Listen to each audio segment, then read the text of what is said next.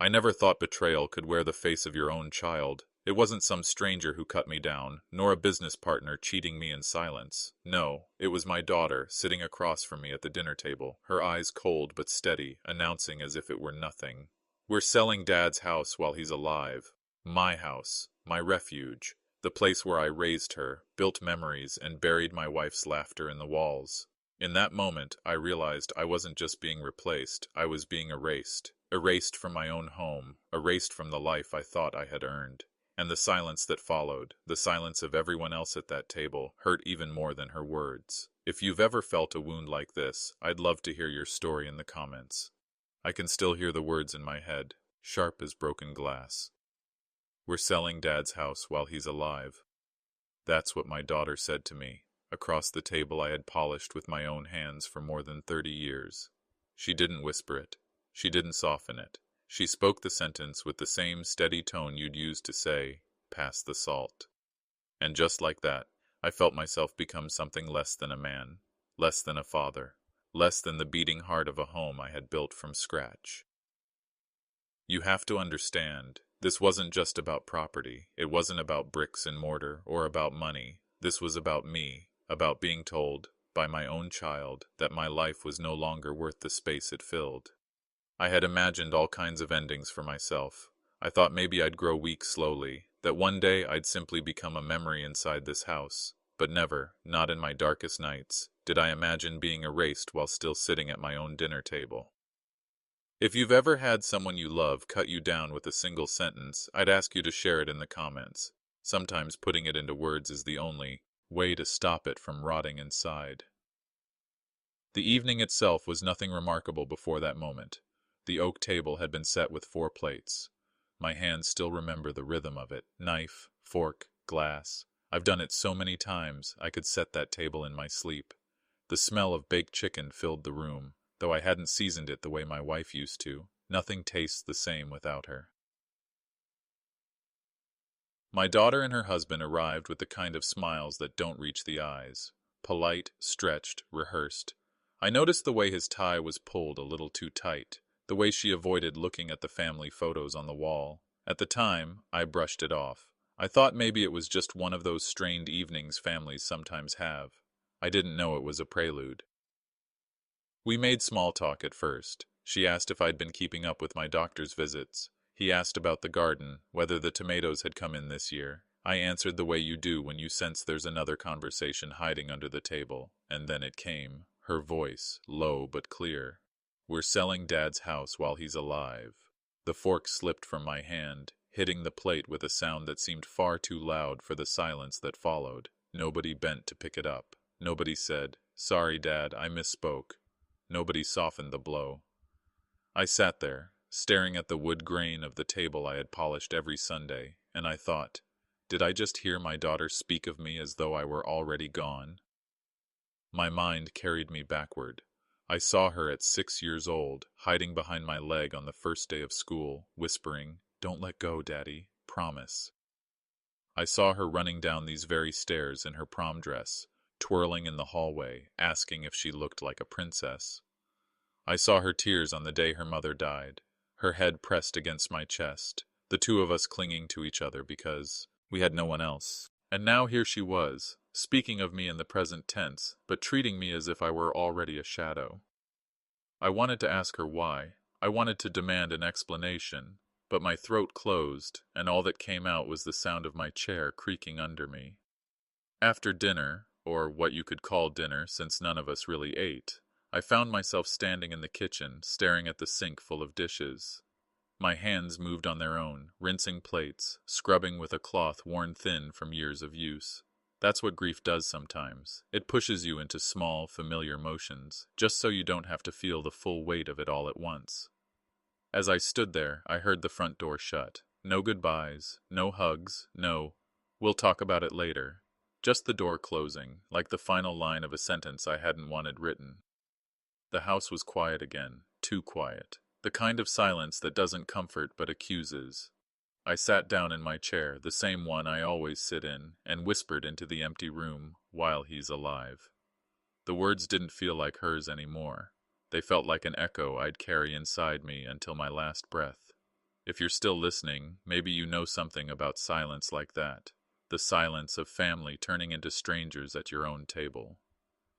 Tell me in the comments, would you have spoken up in that moment, or would you have sat frozen like I did? I didn't sleep much that night. I lay awake, staring at the ceiling, hearing the house creak as if it too had been wounded. Every memory, every corner, every nail and board in that house was tied to my life, to my wife's life, to the years I had worked and sacrificed for them. And now it was being spoken of like an asset to be liquidated, like a car in the driveway or a piece of old furniture.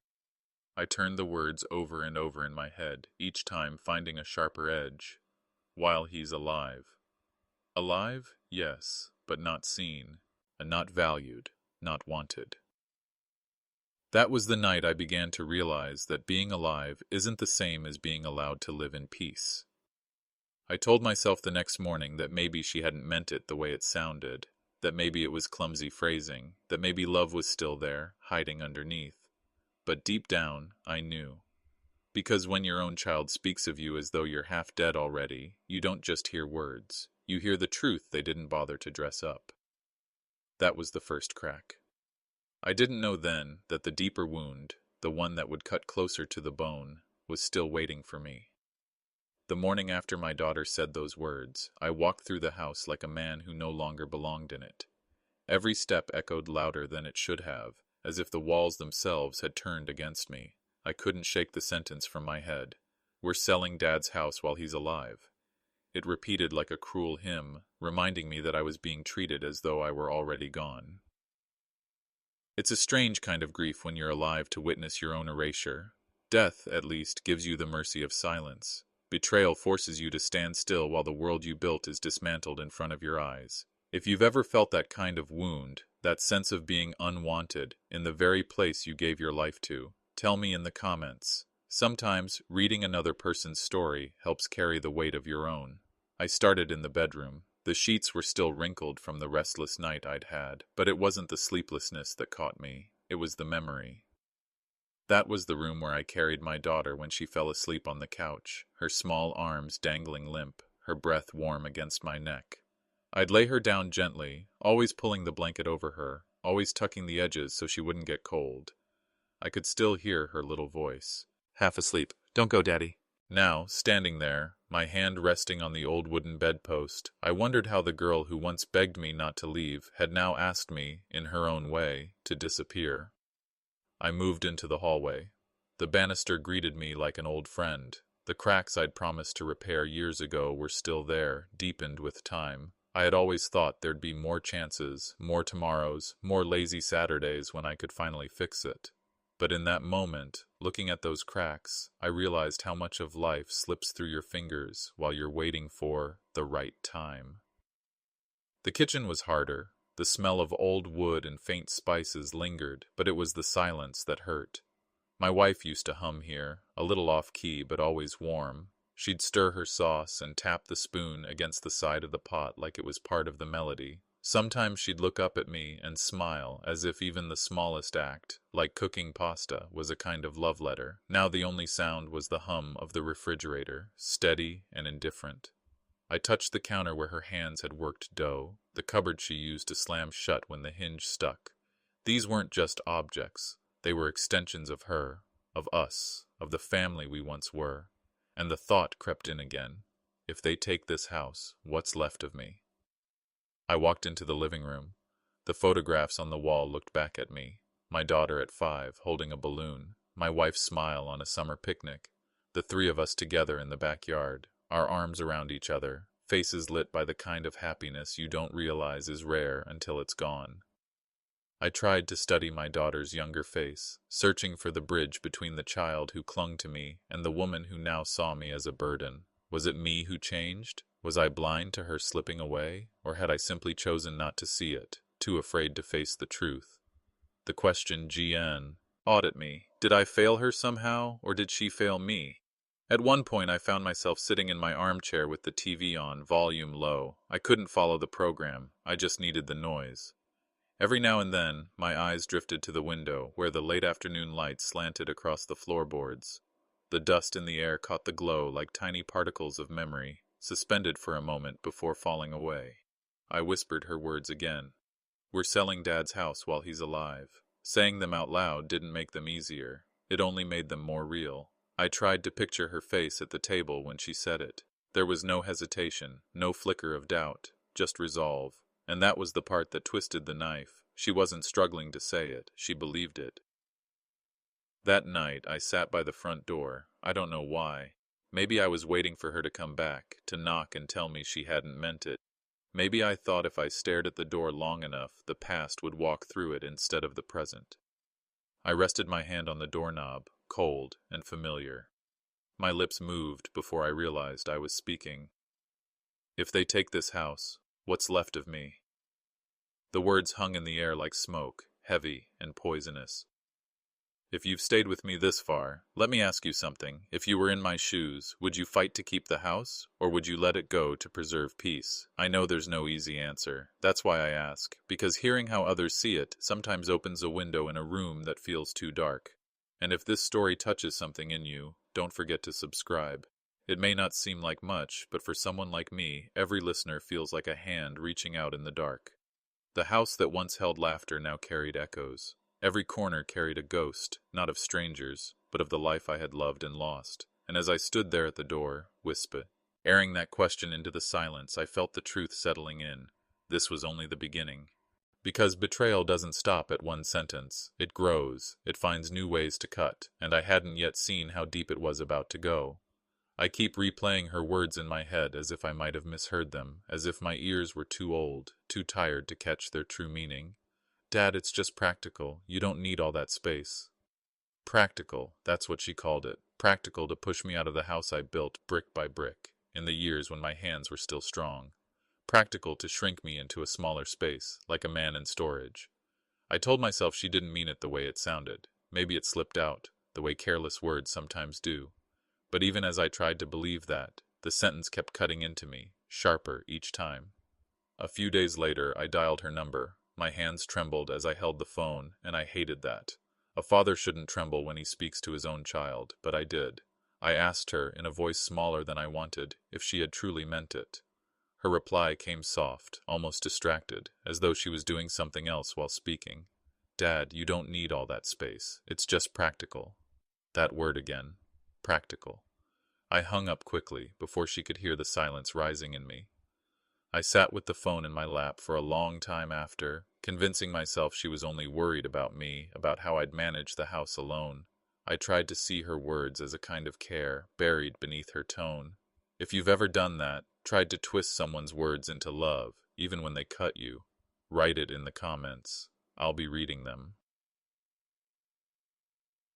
The house felt heavier after that call, as if the walls themselves had heard what she said. I walked through each room like it might be the last time. The photographs on the walls seemed to watch me. My late wife's chair sat in its corner, untouched, holding more presence than my daughter's voice did. Now. I couldn't bear the silence, so I decided to do something hopeful, something ordinary. I cooked. I made her favorite meal, the one she always asked for when she was younger. Roast chicken with rosemary, mashed potatoes with too much butter, green beans sautéed with garlic. I set the table as if she were already on her way. 2 plates, 2 glasses, folded napkins. The smells filled the house, and for a brief hour, it felt alive again. I kept looking out the window, waiting to see headlights, waiting to hear the sound of her car door outside. But she didn't come. The food grew cold. The clock ticked louder and louder, until it felt like it was mocking me. I sat at the table, staring at her empty chair, and my chest ached with something I couldn't name. I picked at the food, forcing a bite or two, but it tasted like ash. Even the rosemary, her favorite, turned bitter in my mouth. And still, I told myself maybe she was busy, maybe she'd come another night. I clung to that thought the way a drowning man clings to driftwood. That night, lying in bed, I stared at the ceiling and tried to believe that she cared, even if she didn't show it. Believe that love could sit quietly behind harsh words. Believe that children don't just leave their fathers behind. But doubt whispered louder than hope. Do you think I should have called her again that night? Or would that have only pushed her further away? Tell me in the comments. I wonder what you would have done. The next morning, I reheated the food, though I knew no one would eat it. The house smelled of stale garlic and disappointment. I opened the window, let the cold air in, and stood there a long time with my arms folded, wondering when my home had become so hollow. I moved slowly through the day, read the newspaper without seeing the words, watched the birds outside, envying their simple freedom to come and say, "It go." And always, I kept checking my phone, hoping to see her name light up the screen, but nothing came. By the third night, the silence in the house felt unbearable. I sat in my living room, the lamp casting a small circle of light, and tried to remember when things had started to slip. Was it after her mother passed? Was it when she got married and built her own life? Or had I missed the signs much earlier, too blind with pride to see the distance forming? A father should know these things, but I didn't.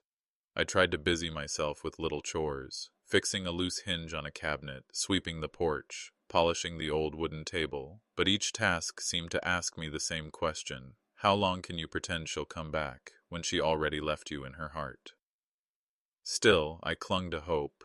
Hope that maybe she'd stop by on a Sunday, like she used to. Hope that she'd remember the smell of rosemary and butter and walk in smiling like she once did. If this story touches you, don't forget to subscribe. It means more than you think.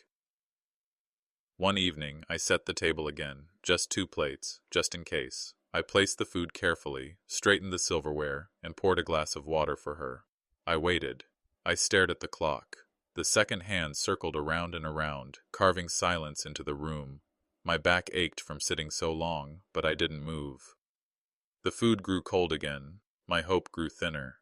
And I asked myself, quietly, almost afraid of the answer, how long can a father keep believing in a child who's already left him behind? I didn't know it then, but the answer was coming sooner than I wanted, and it would hurt more than I thought possible. I wasn't prepared for the wound that came next. It wasn't spoken in anger or shouted in my face. It was sitting there on the kitchen counter, plain as day, waiting for me like a letter addressed to a stranger. Papers. Not bills, not junk mail. Papers with numbers, signatures, and my address at the top. Valuation documents. My house, the place where I raised my daughter, weighed and measured like an object on display. And there, at the bottom, was a signature I recognized. Not hers, his.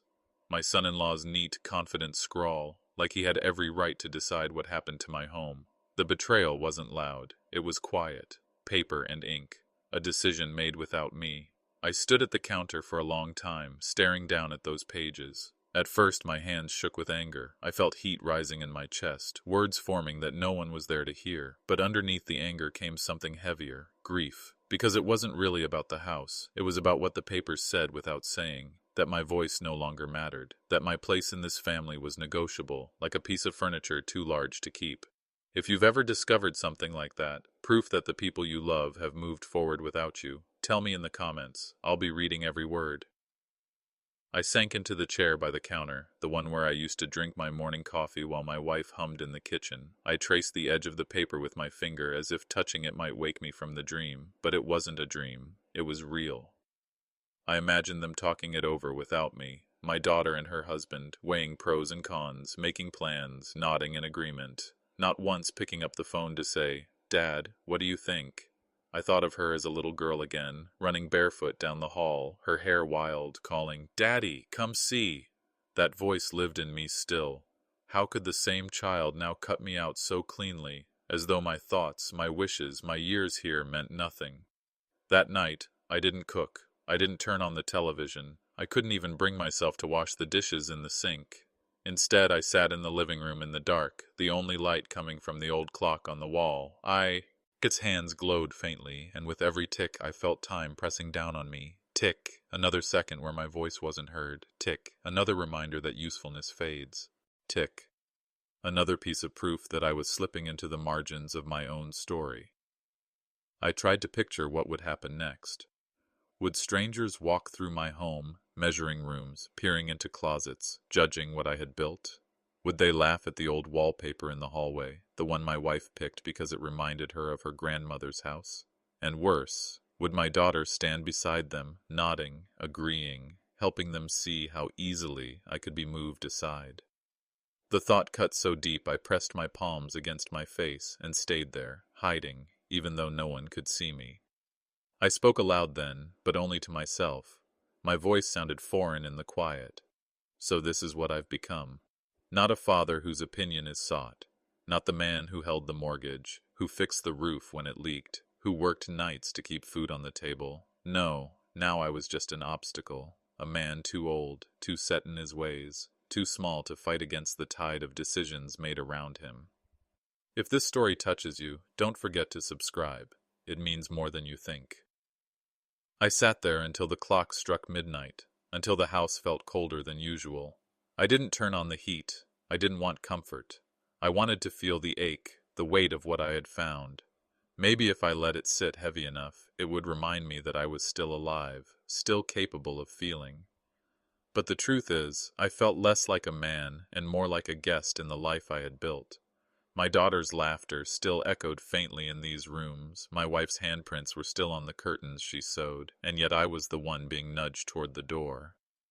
The next morning, the papers were still there on the counter. I didn't move them. I poured my coffee and sat across from them, staring as though they might speak. They didn't. They didn't have to. I thought about calling her, about asking why, about demanding an explanation. But what would I say? You've hurt me? You've treated me like a burden? She already knew. If she cared, she wouldn't have signed behind my back. Do you think I should have confronted her right then, or stayed quiet like I did? Tell me in the comments. I wonder what you would have done in my place. I carried the papers into the living room and set them on the table beside the clock. I couldn't throw them away. They were too final, too binding, but I couldn't file them neatly either. They didn't belong in my drawers, with my records, with the pieces of my life I still controlled. So I left them there, a wound left open, a reminder waiting each time I passed through the room. In the evenings that followed, the silence grew sharper.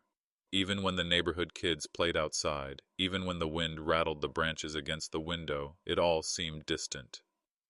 The real sound, the only sound, was the tick of that old clock. The same one that had measured birthdays, anniversaries, Christmas mornings. Now it marked only my fading place, my slipping importance. I sat there night after night, staring at the papers, listening to the clock, and asking myself how a man could give so much of his life to a family and still end up here. If you've ever felt erased in your own home, you'll understand why I kept silent then.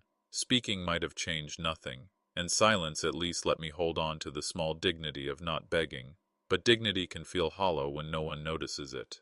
And that's how Chapter 4 closed for me, with the ache of being a guest in the very life I had built with my own hands. I didn't know yet that the ache could deepen, that erasure wasn't the end, but only the beginning of something even harder to bear. There comes a point where reaching out feels more humiliating than comforting. That's where I found myself. I stopped calling. I stopped waiting for the phone to ring. I stopped hoping that a knock at the door might mean she had come to see me. Instead, I withdrew. Into the quiet, into the walls of this house that had once felt alive but now echoed only with my own footsteps. The silence wasn't peaceful. It was loud. It pressed against me, filling every corner. And in that silence, I realized something I had tried to deny. I wasn't wanted. Not here, not in her world, maybe not even in my own home. That realization cut deeper than any argument could have. I wandered the house like a ghost, moving from room to room without purpose. My wife's absence grew heavier in those days, almost unbearable. When she was alive, even the simplest sound, a spoon stirring a cup, her hum as she folded laundry, had been enough to make these walls feel warm.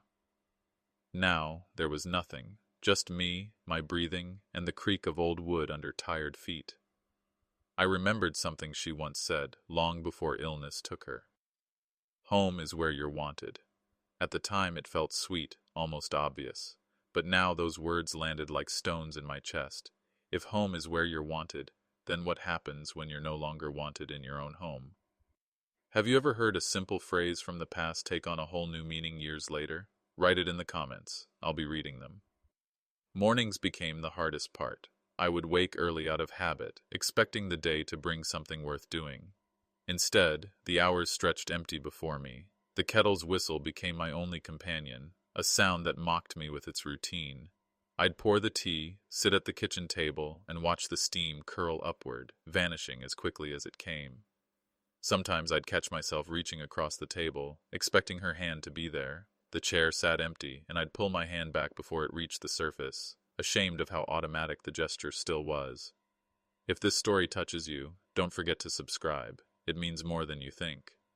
In the afternoons I drifted, I'd pick up a book and set it down again, walk to the window, stare at the street, then close the curtains. Even the old banister seemed to look at me differently, its cracks and chips more noticeable than ever, as if the house itself was reminding me I hadn't kept it up. I thought about other fathers. Were they sitting like this too, alone, waiting for children who never came? Or was my story uniquely cruel? Had I failed in some way that marked me different, less deserving of loyalty? The questions circled without answers, leaving me more tired each day. Evenings were worse. The sun would fall behind the houses across the street, and the rooms would grow dark quicker than I expected. I couldn't bring myself to turn on all the lights. One lamp, maybe two, just enough to keep me from tripping. The dimness suited me. I'd sit in the living room, staring at the chair where my wife once sat. The fabric still faintly carried her shape. Sometimes I almost convinced myself I saw her there, head tilted, listening the way she always had. But of course, she wasn't, and she never would be again. That chair became both comfort and torment. Comfort because it held her memory. Torment because it reminded me that memory was all I had left.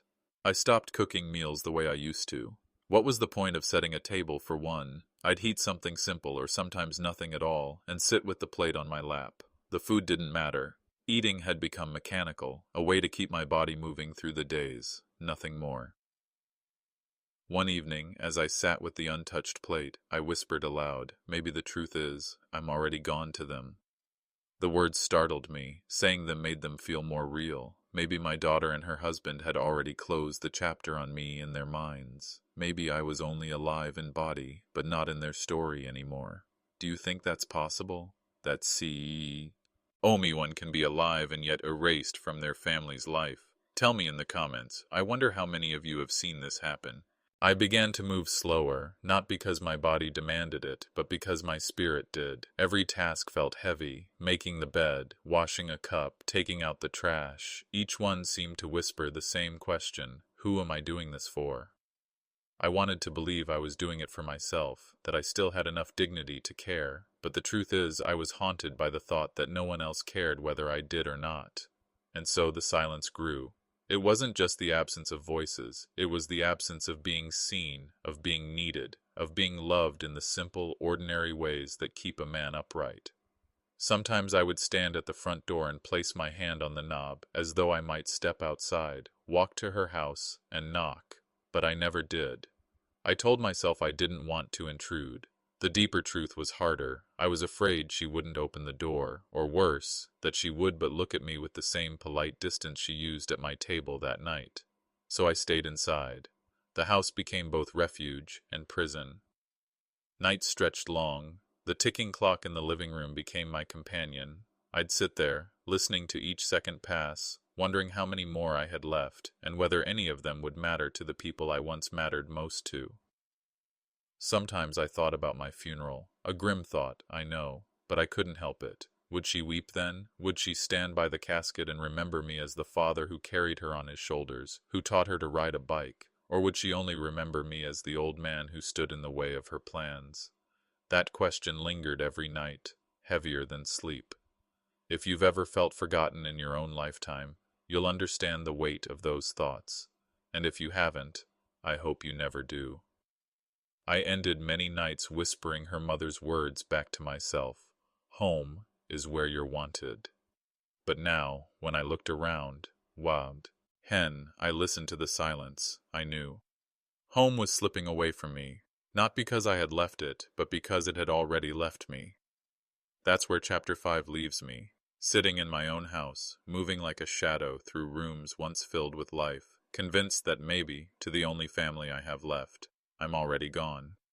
I didn't know then that silence has a way of breaking, and when it finally does, it doesn't always bring relief. Sometimes it brings words you can never forget.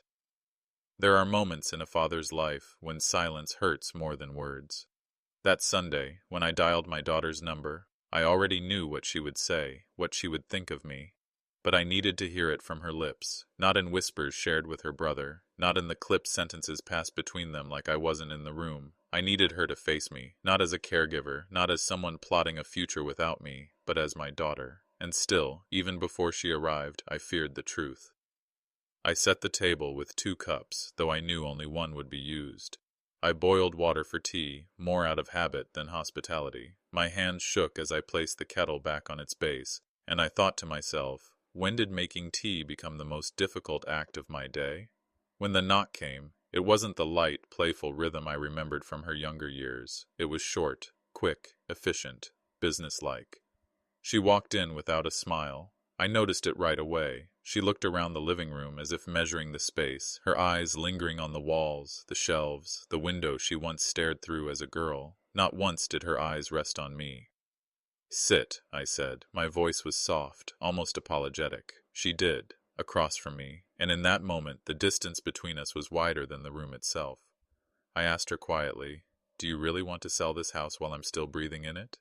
Her gaze flickered just for a moment, but then she straightened. Her voice carried no hesitation. "Dad, it's for the best. You need care, not empty rooms."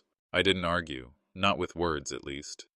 My head nodded as if in agreement, but inside my chest something broke open. It wasn't about care. I knew it, even if she couldn't admit it. It was about convenience, about making me smaller in their world, easier to manage, easier to place somewhere out of sight. The kettle whistled behind us, shrill in the quiet. I didn't move to silence it. The sound filled the room like a third presence, reminding us of how little there was left to say. If you've ever sat across from your own child and felt like a stranger, you'll know the ache I carried in that moment. Tell me in the comments, would you have spoken up or let the silence do the talking? I wonder, even now, if I chose wrong. I let the silence hang, stretching long between us. I wanted her to feel what it was like to sit with a man who had given her his years, his labor, his love, and see only a burden. But she didn't. She sat, eyes down, hands folded in her lap, waiting for me to accept her terms without protest. I thought of my wife then, of the evenings when we'd sit together in this very room, her hand resting on mine, her presence a quiet anchor. She used to say, "Home is where you're wanted." Those words echoed inside me like a cruel reminder. "Do you remember," I asked, my voice almost trembling, "the way your mother used to hum while cooking, that little tune she never finished?" My daughter looked up briefly, her expression caught between confusion and discomfort. "Dad, what does that have to do with anything?" "Everything," I whispered. She didn't answer. She didn't have to. Her silence told me what I feared most, that the home her mother and I built was now nothing but a property to her, a line on a contract. If this story touches you, don't forget to subscribe. It means more than you think, especially to someone like me who feels his voice fading in, his own family.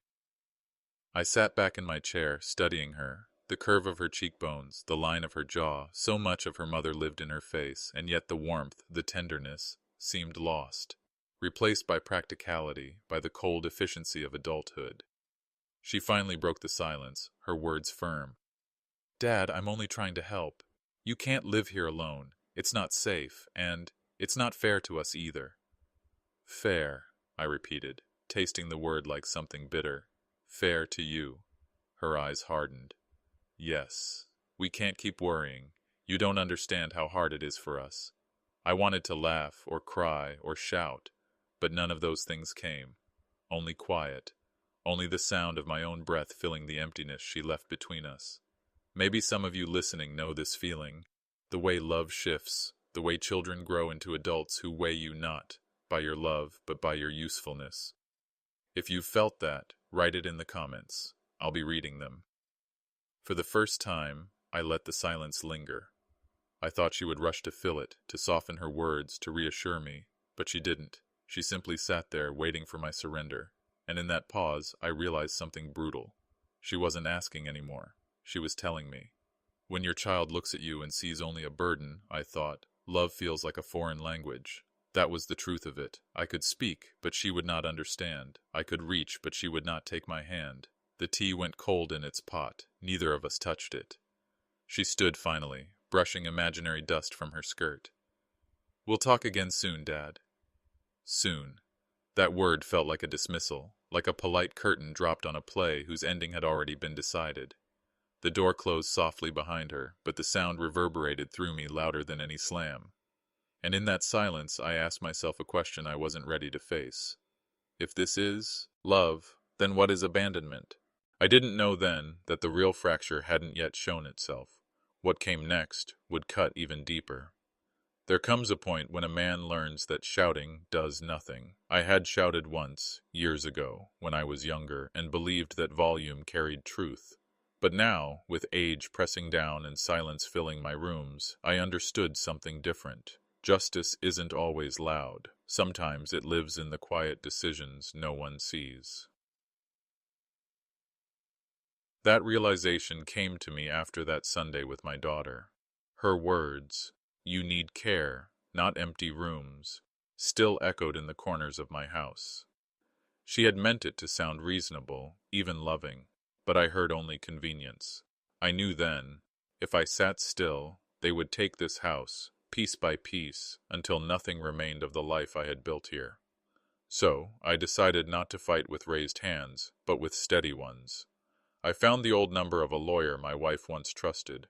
It was scribbled in her handwriting in the back of a worn address book she kept by the telephone. Her loops and curls across the page felt like a blessing, as if she were still guiding me, even from the other side. I dialed the number slowly, each digit a reminder of the weight of what I was about to do. The voice on the other end had changed. The old lawyer had passed, but his firm remained, and one of his colleagues remembered my wife's name. That was enough. That was all I needed to step forward. I went there on a Thursday morning. The city was loud, full of life and motion, while I moved like a ghost in its current. Inside the office, I explained my plan quietly. No speeches, no anger, just resolve. I wanted the house, our house, to be placed in the name of a foundation for widowed fathers, a name that would live on even when I could not. They would never sell it then. It would no longer be theirs to bargain over. When the papers were signed, I felt something I hadn't felt in weeks. Control. If you've ever taken a quiet step like that, one no one else knew about, but one that gave you peace, share it in the comments. I'll be reading them. Maybe you'll help another father like me find his strength again. I walked home slowly after that appointment, the documents tucked neatly in a folder under my arm. For the first time, I didn't feel like prey waiting for a blow. I felt like a man who had written his own ending. Back at the house, I carried on as if nothing had changed. I watered the garden. The roses were dry that week, thirsty in the summer heat, and I knelt by them with the hose trickling low. My knees ached, my back stiffened, but it didn't matter. Every drop felt like a quiet oath. I was still the keeper of this place. Inside, I oiled the hinges of the doors. Their squeaks had always annoyed my wife, and though she was gone, I could almost hear her teasing me for letting them go so long. I worked slowly, carefully, my hands steady. The sound of metal softening under the oil felt like proof that not everything was broken. Some things could still be mended. And yet, I told no one. Not my daughter, not my son. They went about their lives believing I would one day hand them the keys, that the decision was theirs to make. But in truth, the keys were already spoken for. Tell me, would you have done the same? Would you have moved in silence or confronted them directly? I wrestled with that question, but in the end, quiet justice felt truer to who I had become. In the evenings, I sat at the kitchen table with a small notebook. It wasn't much, just a pocket-sized thing my wife had once used for grocery lists. The cover was worn, the pages yellowed at the edges, but it became my sanctuary. Each night, I wrote a line or two, small thoughts to remind myself of what I had done, why I had chosen this path. One evening, as dusk settled in, and the light turned soft against the window, I wrote the words that summed it all up. They may take me from this house one day, but they will never take the house from me. I stared at the sentence for a long time, my pen resting on the page. It was more than defiance. It was a vow. A final act of loyalty to the woman who once called this place home, and to the man I still was, even if my children no longer saw me. If this story touches something in you, don't forget to subscribe. It means more than you think, especially when a voice like mine often feels so small against the noise of the world. For the first time in weeks, I slept without waking in the middle of the night. The fear of losing everything had eased. The house was safe, my wife's memory was safe, and in that quiet justice, I found a measure of peace. But peace is a fragile thing, it doesn't last forever, and I would soon learn that silence can carry its own kind of punishment.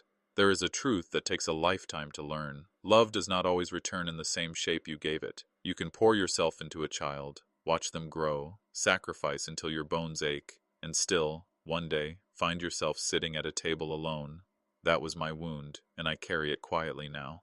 My daughter may never understand what she did to me that night when the words about selling the house left her lips as if my breath didn't matter. But I have come to understand something she may never see. I am not erased. The house still stands, my memories remain, my dignity, though battered, has not been broken. That is a kind of victory, a quiet one, but mine all the same. If you've ever felt erased by someone you loved, tell me in the comments. I'll be reading. Sometimes sharing the silence lifts its weight. Most mornings now I rise before the sun. I make tea in the old kettle that wheezes when it boils. The whistle echoes through the kitchen, bouncing off the same walls where my children once sat, laughing over spoiled milk and burnt toast. I sit at the table with my mug and let the steam brush against my face. And in those moments, I remind myself that I am still here, still capable of feeling warmth, even if it no longer comes from them. The pain doesn't vanish. It doesn't heal like a cut. It lingers, heavy as ever. But I've stopped waiting for it to disappear. Instead, I carry it the way a man carries his age, quietly, without apology. Tell me, would you call that strength, or just survival? I still wonder.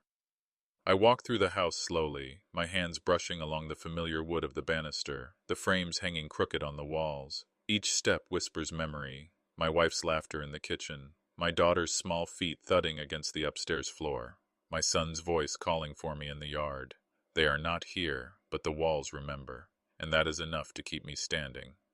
Some evenings I sit in the living room without the television on. I listen instead to the ticking of the old clock. Time no longer feels like an enemy. It feels like proof that I have lived long enough to see what many men do not, the fragility of family and the strength it takes to face its breaking. If this story has touched you, don't forget to subscribe. It means more than you think. Knowing these words, don't fall into emptiness. I think often about what revenge means. In youth, I thought it was about fire, about proving someone wrong, about making them see your worth. But now, in these quiet years, I know better. The greatest revenge is not bitterness. It is not shouting. It is not even forcing them to regret. The greatest revenge is to reclaim yourself, to stand in your own dignity without needing their eyes to see it. That's what I've done. I didn't destroy them. I didn't curse them. I didn't throw them out of my heart. I simply chose not to let them erase me. I remember one night, sitting at the window, the moonlight spilling across the floor. I whispered aloud, as though speaking to the house itself, "You remember me, don't you? Even if they choose not to." And in that moment, I swear the silence felt like agreement. This is the truth I leave behind. Love is not always returned, but dignity is something you can hold on to until your last breath. So I stand here now, at this window, the sunlight falling across the old wooden floor, the dust glowing in the air. My hands rest on the frame. My heart feels heavy, but steady. I am still here. I am still me. And this house remembers me, even if they don't.